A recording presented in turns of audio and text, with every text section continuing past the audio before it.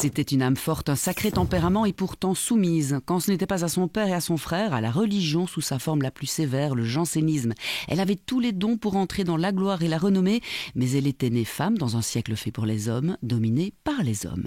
C'est de Jacqueline Pascal, poétesse dont il est question, sœur du génie Blaise Pascal, et c'est Christine Orban qui nous en retrace la bio ce soir dans son dernier ouvrage, Soumise. Libre Ensemble, Catherine Ax, Jacques Nizan.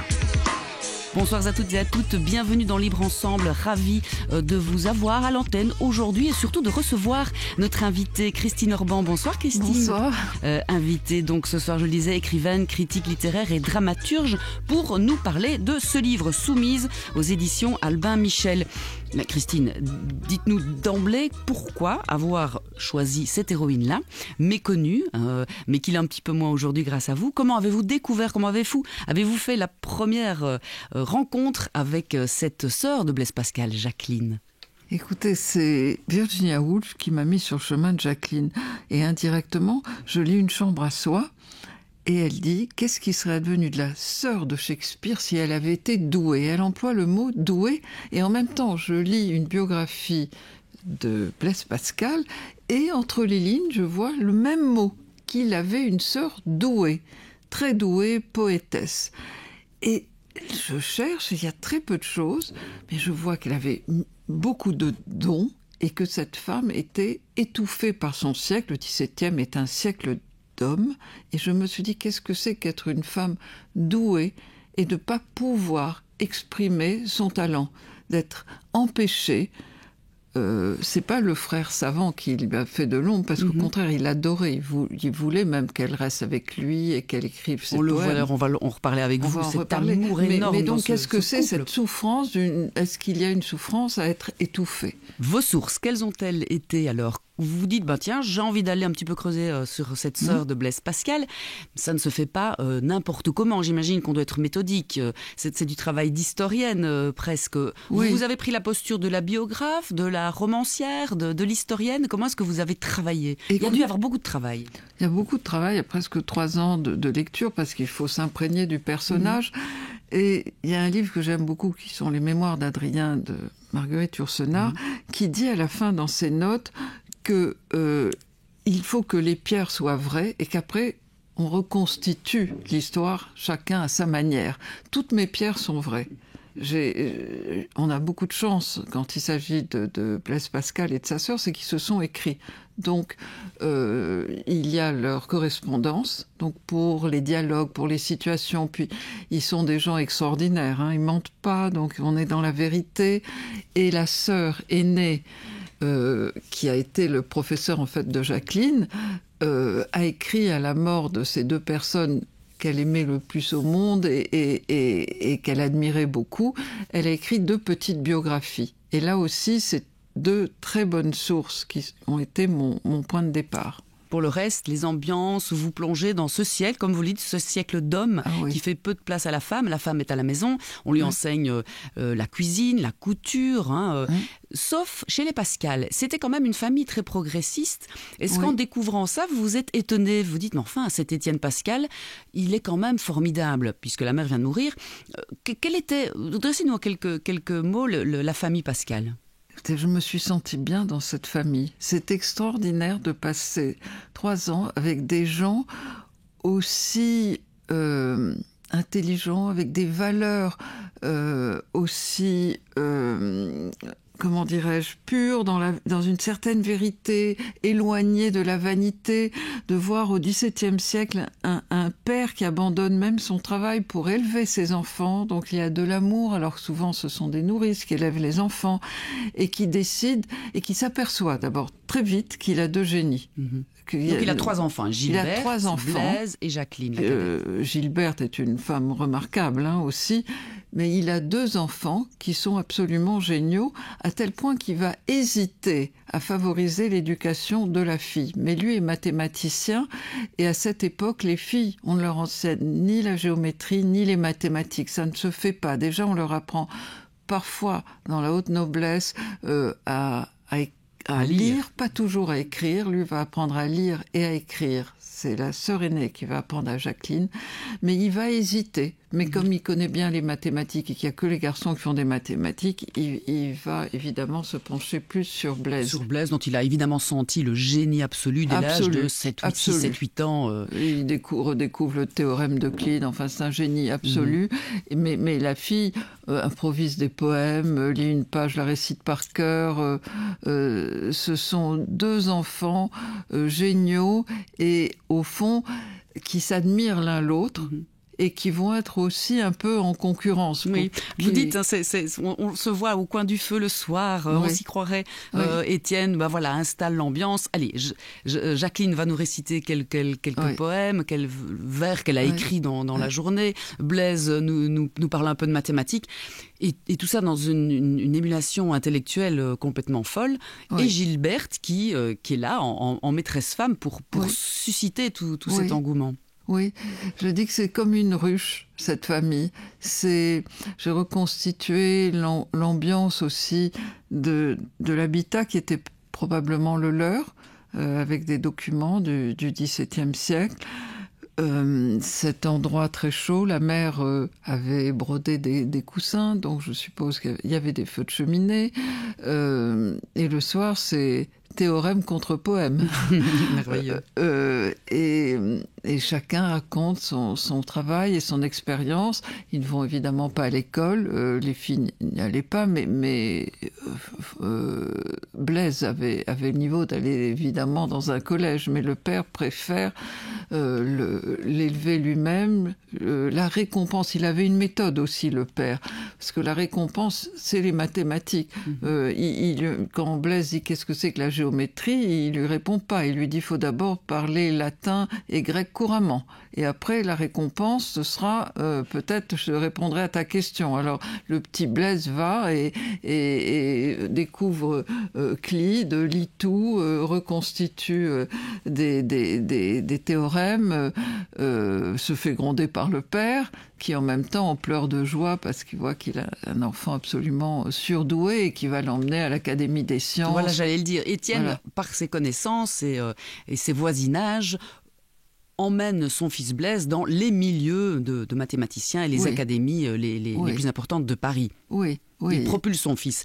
Jacqueline, à l'époque, n'est pas non plus une inconnue. Elle sera tout de même reçue, elle aussi, comme une petite génie à la cour de la reine de France. Oui, parce que sa réputation va assez vite. On se dit, mais qui est cette jeune fille qui improvise des poèmes, qui en plus a un sens presque divinatoire. Et la reine, qui est enceinte de Louis XIV, veut voir Jacqueline Pascal, qui improvise un poème et qui lui dit même qu'elle attend un soleil. Donc, prémonition, c'est Louis XIV. Elle a une sensibilité extrême. Elle a même des dons pour jouer au théâtre. Et elle va jouer malgré la petite vérole dont elle sera sauvée, alors que la majorité des gens mourraient, mais défigurée. Et elle jouera juste pour sauver son père d'un embastillement. Et elle va séduire jusqu'à Richelieu. C'est quelqu'un donc qui aurait pu, aujourd'hui on va dire le mot faire carrière, enfin Victor Cousin dit que c'est une des femmes les plus importantes du XVIIe. Elle est méconnue malheureusement. Et j'espère qu'on va parvenir, parce que sa vie est un roman, c'est extraordinaire, la relation passionnelle entre Blaise Pascal et sa sœur, jusqu'à il va lui demander de faire alliance. Enfin, deux cœurs qui n'en font qu'un, comme dit la grande sœur Gilberte. Oui, la grande sœur dira aussi que c'était la personne que Blaise aimait le plus au monde. Oui, deux cœurs qui font qu'un cœur. Alors, qu'est-ce qui fait qu'elle fut oubliée, qu'elle s'est soumise à l'autorité de son père, à l'amour de son frère, et puis de Dieu, on va y venir. C'est que dans cette famille, il y a une grande ouverture intellectuelle, mais il y a aussi un jansénisme très lourd, très puissant, un mysticisme presque dans cette famille. D'où vient-il ce mysticisme? Est-ce que ça venait de la défunte mère? Est-ce que ça vient du père? Est-ce que les enfants se sont faits à leur époque? Alors, non, parce que c'est une famille qui est, au fond, assez libres. Ils reçoivent même des libertins. Libertins au XVIIe, ça veut dire des gens qui ne sont pas des religieux. Qui ne croient en rien. Et donc ils ne sont pas spécialement religieux, mais ce qui va se passer, c'est que le père se démet un muscle de la cuisse en allant empêcher un duel, et il est bien malin, il dit surtout pas de médecin. La plupart des morts, c'était à cause des médecins, des guerres et des épidémies. Blaise d'ailleurs, Pascal en souffrira. Oui, il va en payer le prix fort. Et il fait venir deux veaux, rebouteux, mais deux veaux qui arrivent avec des valises, pleine de livres et l'autre avec des médecines. Et c'est ces deux personnes qui vont convertir, qui vont tous les soirs lire Jansénus, qui habitait à Belgique, et va finir par convertir cette famille. Alors, Jacqueline plus que Blaise encore. Oui, elle est très perméable à... Oui, tout d'un coup, elle entend en fait ce qui lui va. Ça lui ouvre une voie. Et c'est vrai que cette femme, j'ai appelée soumise parce qu'elle était soumise à un siècle. On ne peut pas se défaire de son siècle. Un siècle où les femmes étaient administrativement, juridiquement, familialement soumise. Et peut-être que ce sera son espace de liberté, ce sera la religion. En quoi est-ce que Jacqueline a inspiré l'œuvre de Pascal ? Est-ce qu'on peut le quantifier ? Au-delà du fait qu'elle était douée, elle, pour tellement de disciplines, elle a joué un grand rôle auprès de Blaise. Elle a joué un grand rôle. On peut retrouver vraiment dans les pensées de Pascal des passages qui ont été vraiment inspirés par Jacqueline. Les passages sur la beauté, quand Blaise écrit que c'est pas parce que quelqu'un... si on aime quelqu'un pour sa beauté, s'il attrape la petite vérole, donc forcément référence à sa sœur, eh bien on ne l'aimera plus parce qu'il sera défiguré. Donc on ne peut pas aimer que pour la beauté, évidemment. Et les passages aussi sur le divertissement, puisque quand Blaise Pascal va se retrouver seul parce que son père meurt, sa sœur aînée se marie, part à Clermont, et sa petite sœur avec qui il voulait faire alliance et qui voulait garder auprès de lui part à Port-Royal des Champs, il est seul, il est malheureux. Et là, c'est ce qu'il appelle lui-même sa période mondaine. Il va sortir pour retrouver du réconfort ailleurs. Mais Jacqueline peut être tranquille parce qu'il ne se divertit pas totalement. Donc, tous les pensées extraordinaires et éclairantes sur le divertissement, il porte le cilice et en fait, il va convertir les gens dans la société. Ils portent le cilice aussi de se donner... ce qu'est le cilice pour nos auditeurs. Alors le cilice, c'est une ceinture avec des clous qu'il mettait probablement autour de la cuisse ou du bras. Et par exemple, si on le flatte trop, parce qu'il était reconnu, lui, il était entouré, admiré, c'était une manière de se rappeler à la pauvre nature d'un homme, un ver de terre, comme il dira dans les pensées, rien du tout, et ne pas profiter, de ne tirer aucun plaisir de toutes ces vanités. Donc c'est une façon aussi de rejoindre sa sœur. Oui. La rupture, vous venez un peu de le dire, c'est vraiment, et qui rend Blaise terriblement dépressif, en tout cas malheureux, c'est lorsque Jacqueline annonce, avec beaucoup de difficultés et d'émotion, à son frère qu'elle veut entrer à Port-Royal et être sœur. Elle se retire clairement du monde, et ce qui nous fait dire qu'elle était soumise à cette époque-là. Oui, mais ce n'est pas comme toutes ces femmes dont on parle depuis quelques années, cet effet Mathilda, toutes les femmes oubliées de la science ou de la littérature.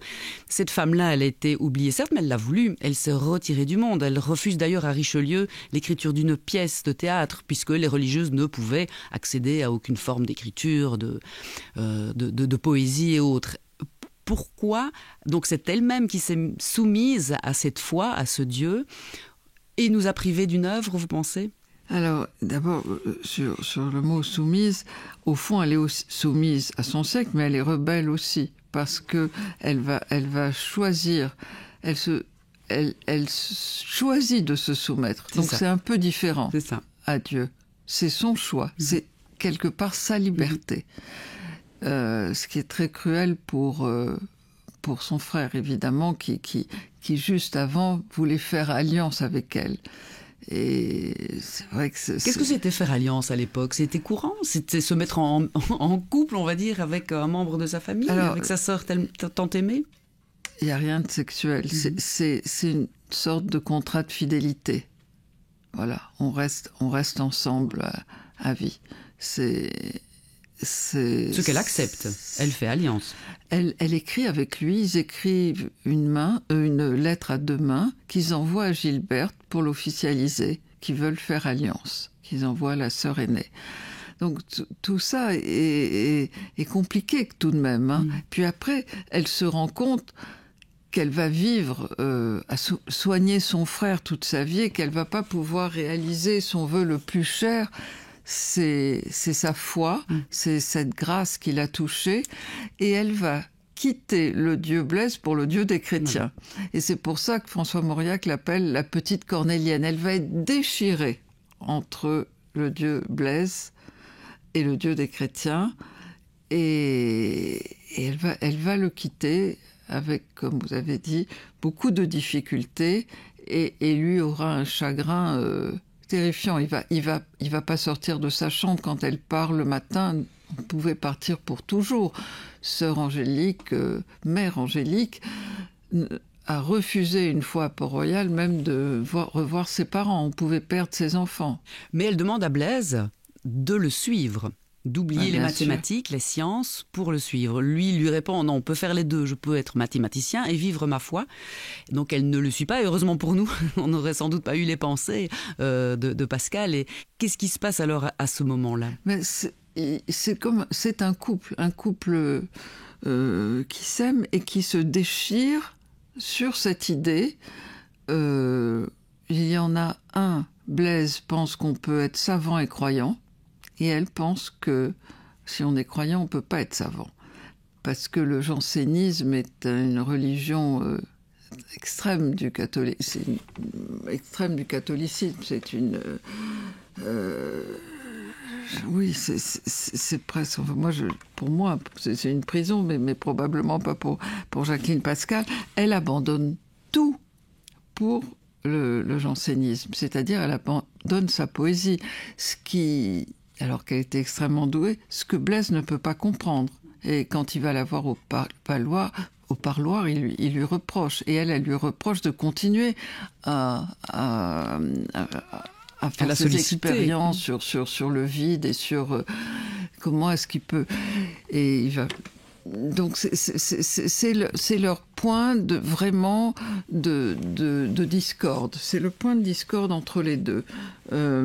Et Blaise cédera sur tout, parce que le plus fort dans le couple, c'est elle, sauf sur le travail.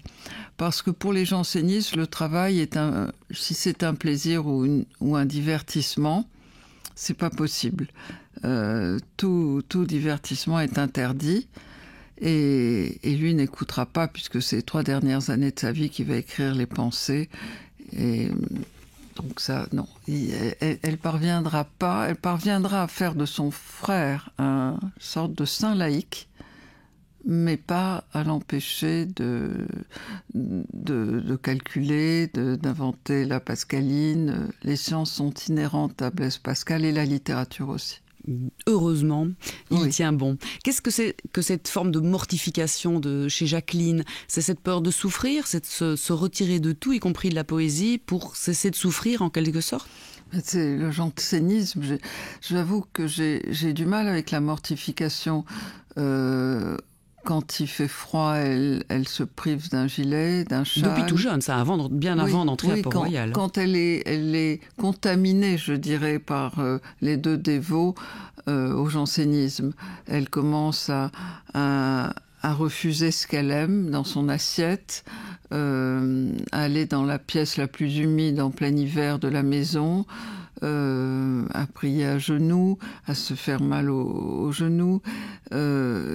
C'est difficile, évidemment, à admettre, à se priver d'écrire ses poèmes. C'est un absolu. C'est un absolu c'est cet de amour romance et de absolu poétesse. Pour Dieu qui exclut toute autre joie de vivre. Et d'ailleurs, quand Blaise sort, sa période mondaine, le cilice, c'est presque un lien avec sa sœur. Je sors, mais je ne prends aucun plaisir. Et si on me fait un compliment, j'ai mal et je n'en profite pas. Donc tous ces sacrifices, Jacqueline n'en sera pas vraiment récompensée, puisque les autorités, Louis XIV et le pape, toutes les autorités royales et ecclésiastiques vont mettre un terme au jansénisme. Le jansénisme fait peur. Louis XIV réclame d'ailleurs la fermeture de Port-Royal, ce que vit notamment Jacqueline. Et elle trahit un peu sa foi, puisqu'elle signe ce fameux document. Oui, parce qu'elle est soumise. Elle est foncièrement soumise. Et elle va signer, elle va en mourir. Donc ce document qui permet un accord finalement entre les autorités royales et les jansénistes. Le document, c'est sur la grâce, parce que Louis XIV est jésuite, et la grâce des jésuites, c'est selon la vie que vous avez eue, est-ce que vous l'avez méritée ou pas, alors que la grâce des jansénistes, c'est Dieu qui décide si vous la donne ou pas. Donc c'est un grand point de désaccord. Et c'est un peu, je résume, mais voilà le désaccord. Donc Louis XIV, ça c'est après la mort de Jacqueline, mais tout se prépare. Donc le formulaire, c'est du temps de Jacqueline, elle le signe, elle va en mourir en 1661. Désespérée par la conviction d'avoir trahi sa foi. Mais déjà, on sent ce qui est en train de monter, qui va se passer, et Blaise mourra 6 mois après elle, ce qui va se passer, Louis XIV va en effet faire détruire Port-Royal, déterrer toutes les gens qui y sont enterrés, mettre sur des chariots, je le dis à la fin du livre, c'est un saccage absolu. Blaise a été rendu à sa famille, Blaise a été rendu à sa famille. Mais pas Jacqueline, on ne sait pas où elle est. Et Jacqueline, on ne sait pas où elle est. Et en fait, Louis XIV avait peur d'une fronde d'intellectuels, parce qu'à Port-Royal, il y a Racine, il y a la famille Pascal, il y a la famille Arnaud, qui sont les plus puissants à l'époque, il y a le peintre Philippe de Champaigne. Tous les grands esprits étaient là. Les intellectuels étaient à Port-Royal. Il y a même les salons mondains des précieuses. Eh bien, les précieuses étaient presque toutes jansénistes. Qu'est-ce qui reste aujourd'hui, Christine Orban, de l'œuvre de Jacqueline? Est-ce qu'il nous reste des vers, des poèmes, des écrits? Oui, bien sûr. Grâce à Victor Cousin, qui est tombé fou de Jacqueline, qui a dit donc que c'était une des personnes les plus importantes pour lui du XVIIe siècle, et qui a édité ses lettres. Et c'est repris dans la Pléiade. Dans la Pléiade Blaise Pascal, vous avez les lettres de Jacqueline à Blaise. Vous avez même l'autobiographie qu'a écrit sa sœur, leur sœur aînée, Gilberte. Oui, bien sûr, mais bon, elle a voulu être effacée du monde, parce qu'elle voulait pas... aucune vanité, elle voulait pas être reconnue ni connue, et j'aimerais beaucoup un peu parvenir à réhabiliter la sœur de Blaise Pascal. Serait-elle contente de votre livre? Sans doute pas. Oui, écoutez, comme j'ai été le plus honnête possible pour rétablir leur vie, cette vie incroyable, tellement romanesque qu'on pourrait croire que c'est un roman. Ils sont morts malheureusement très jeunes. Oui, j'allais le dire. Le 4 octobre 1661, Jacqueline s'éteint à Port-Royal à l'âge de 36 ans, je pense. Et 10 mois plus tard, Blaise la suit dans la mort à peine 39 ans également. Voilà, exactement. Ils sont morts très jeunes. Lui, très malade. En fait, il avait à peu près tous les maux qu'on puisse imaginer. Il va mourir chez sa sœur qui vient le chercher. Il habitait rue Monsieur le Prince. Et il avait recueilli des jeunes qui avaient la petite vérole, extrêmement contagieux, mais il était cette espèce de saint laïque. Et en fait, petite vérole, probablement que ça lui rappelait sa sœur. Et la sœur aînée vient le chercher. Il va mourir 15 jours après, chez sa sœur aînée. Oui, avec toujours ce sentiment de ne pas en avoir fait assez. Toujours. Gilberte lui dit, non, chasse ces gens qui t'apportent cette maladie. Et dit, non, je n'ai pas fait assez pour les pauvres, pour les autres. Oui, il a tout donné. Il donne tout ce qu'il a. Il veut aider les autres. Et donc, il va mourir chez sa sœur de toutes les maladies à peu près. Je mets une description des médecins de l'époque qui l'ont découpé en morceaux. Après les médecins de Molière, avec des grands chapeaux exactement. pointus. Et qui disent qu'il avait trop de cerveau, trop de cervelle. Ça, c'est pour ça qu'il avait mal à la tête, vous voyez. Enfin, bon, c'est un petit peu des médecins, comme vous dites, de Molière. Et Jacqueline, elle... Va mourir, on ne sait pas de quoi, probablement d'avoir signé. De désespoir. Oui, et seule. Donc je mets en parallèle les deux morts. Lui meurt célèbre et entouré, et elle, méconnue et toute seule. Lui aurait tant aimé que sa sœur reste dans les mémoires, dans les écrits, dans l'histoire, autant que lui. Lui qui applaudissait, lorsqu'ils étaient petits, ses poèmes, ses vers. Sûrement. Son rêve, à lui, c'était qu'elle vive près de lui, avec lui, qu'elle écrive ses poèmes, que lui, ses théorèmes, et qu'il se promène, qu'il a eu un an que je décris très heureux à Paris avec elle, où le père est resté à Rouen, la sœur s'est mariée à Clermont, et ils sont tous les deux, ils vivent comme un couple, et c'est à la suite de cette année idyllique avec sa sœur qui veut faire alliance avec elle. Ça aurait été son rêve, mais voilà, Jacqueline, la soumise, est assez rebelle aussi. Ils sont nés tous les deux au pied des volcans, en Auvergne. Elle a un tempérament de feu, Jacqueline. Soumise, mais avec un tempérament de feu. Soumise, c'est l'époque qui est terrible pour les femmes. Terrible.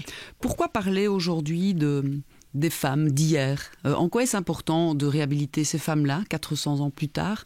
Pourquoi est-ce important des livres comme celui-ci? Parce que... Pour nous, à notre regard aujourd'hui. C'est très important, parce qu'aucun combat ne se mène sans mémoire, ne peut se mener sans mémoire. Aucun combat ne peut se mener sans mémoire. Et on ne peut pas parler même de féminisme si on ne se retourne pas et qu'on ne sait pas ce qui s'est passé avant, au XVIIe siècle, qui était quand même le siècle le plus misogyne. Donc c'est important de se retourner et de savoir ce qu'était la vie d'une femme douée, une femme très intelligente au XVIIe siècle. Quelle sera votre prochaine héroïne, Christine Orban?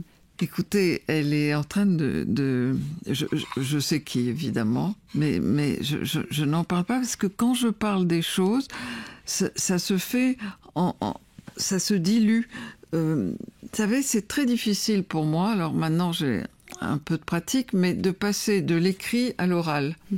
Quand je suis dans l'écrit pendant 3 ans avec eux, j'ai du mal à traduire en mots parlés les mots écrits. C'est un petit travail. Au début, premier micro, je crois que je suis restée quasi silencieuse, mais prostrée. Oui, intimidée. J'arrivais pas à... C'est comme une traduction. Je passe d'un monde à l'autre. Alors, il faut abandonner le monde de l'écrit pour passer à celui de l'oral. Et là, j'ai commencé le monde de l'écrit pour un autre sujet. Encore une femme oubliée ? Pas du tout. Pas du tout. Ce sera autre chose. En attendant, on rappelle le titre Soumise, si vous ne l'avez pas compris, de Christine Orban, qui réhabilite donc Jacqueline Pascal. Et on en apprend beaucoup sur Blaise Pascal aussi, évidemment. Ah oui, vraiment. Cette vie faite de génie et d'humanisme et d'humanité. Oui, d'humanité. Je crois même qu'on ne peut pas connaître un génie comme Blaise Pascal, ni personne, si on ne connaît pas leur vie privée, personnelle, et leur entourage. Merci beaucoup. Merci d'avoir été là ce soir. Merci à toutes et à tous de nous avoir suivis, d'avoir fait le choix de nous suivre. À très bientôt pour un autre rendez-vous de la laïcité. Merci. Bonsoir.